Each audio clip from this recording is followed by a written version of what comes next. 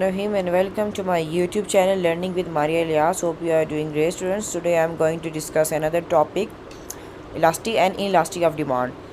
तो अब आज हम ये डिस्कस करेंगे आपके पास इलास्टिक और इनइलास्टिक डिमांड क्या होती है। Slope and elastic of demand have an inverse relation. Slope का और इनइलास्टिक जो आपके पास इलास्टिक होती है डिमांड की, उसका जो है इन्वर्स रिलेशन। इन्वर्स यानी उलट, अगर ये पॉजिटिव होगा तो वो नेगेटिव होगा, अगर ये नेगेटिव होगा तो वो पॉजिटिव रिलेशनशिप होगा।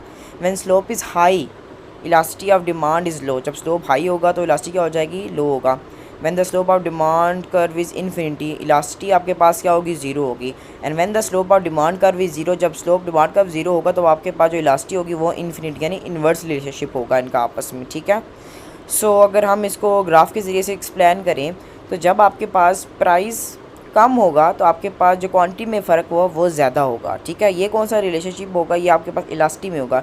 इलास्टिसिटी में क्या होगा कि क्वांटिटी, डिमांड और क्वांटिटी आपके पास ज़्यादा होगा, इंक्रीज़ होगा, लेकिन प्राइस आपके पास डिक्रीज़ होगा। और एज़ कम्पेयर टू इनइलास्टिसिटी आपके पास क्या होगा, प्राइस का आपके पास जो डिफरेंस होगा वो ज़्यादा होगा और क्वांटिटी का जो डिफरेंस होगा वो कम होगा।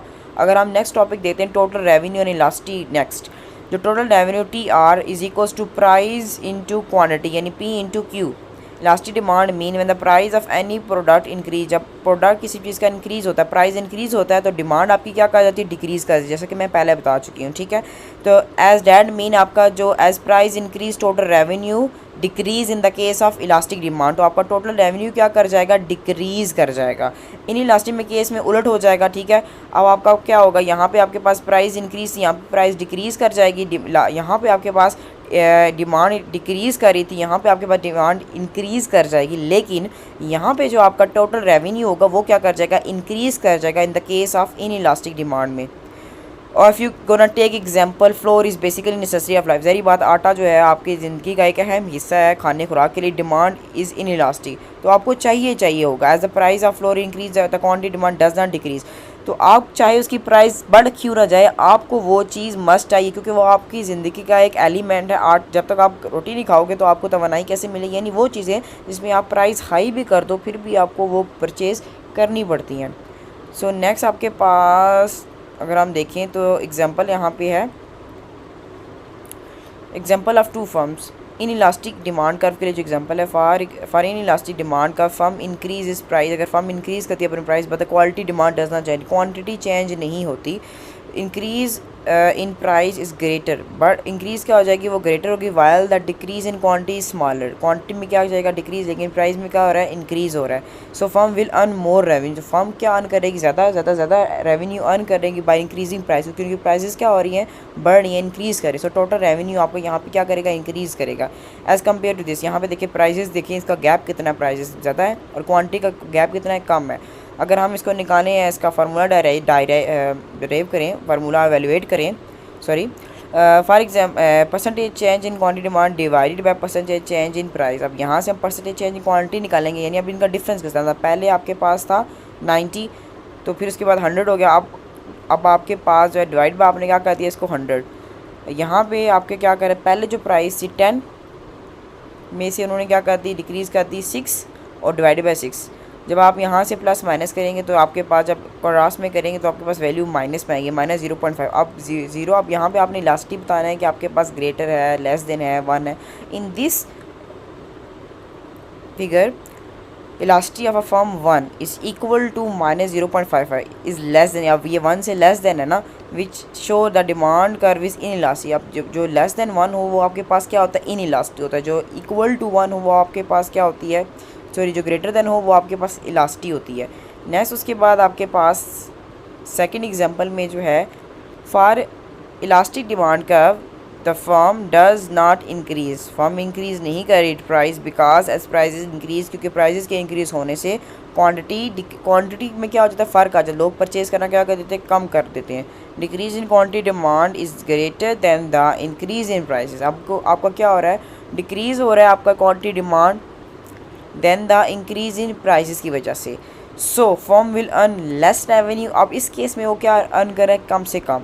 सो टोटल रेवेन्यू डिक्रीज़, यहाँ इस केस में क्या कर रहा है, डिक्रीज़ कर रहा है। यहाँ देखिए प्राइसेस कम हो रही है लेकिन आपकी डिमांड क्या है, वो क्या है, बढ़, क्योंकि प्राइसेस क्या है, इसकी बड़ी नहीं है।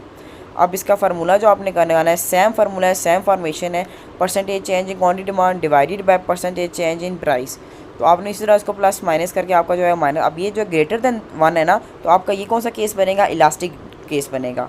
सो elastic between 2 points, elastic can be calculate between 2 points. किस तरह हम कैलकुलेट कर सकते हैं, according to this formula, percentage change in quantity demand divided by percentage change in price.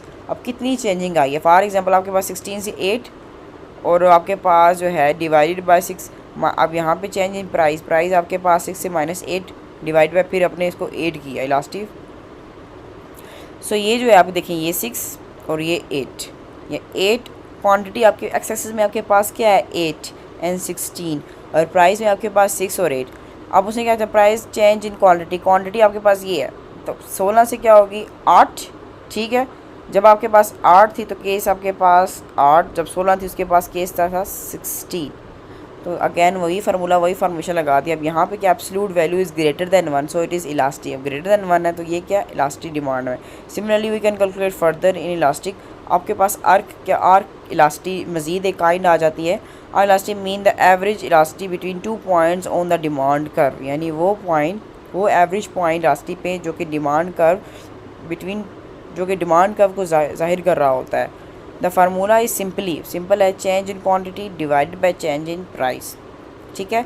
To measure arc elastic we can take average value for P and Q respectively. Point elastic आपके पास क्या होता है, point elastic is use when the small change in price is very small, जब prices में change बहुत कम हो। The 2 point between which elastic is being measured elastically collapse on each other. अब इतना उसमें बैलेंस नहीं है कि उसमें फ़र्क ज़्यादा नहीं आता। सो डिफरेंशियल कैलकुलेशन आपको उसको कैलकुलेट भी कर सकते हो, उसके चेंजेस, उसको चेंज जो क्रिएट हो रहा है इसमें कल क्रिएट हो रहा है, उसका फार्मूला आपके पास क्या है, quantity demand divided by quantity price multiply P divided by Q. So ये डीज आपके पास क्या शो कर रहा है, infinity small change in price को। If elastic is equal to 0 then demand का विल बी वर्टिकल होगा, नहीं तो क्या होगा, हॉरिजॉन्टल होगा। Thank you so much, don't forget to like and subscribe the channel. मजीद वीडियो के साथ मुझसे जुड़े रहिएगा। Thank you so much.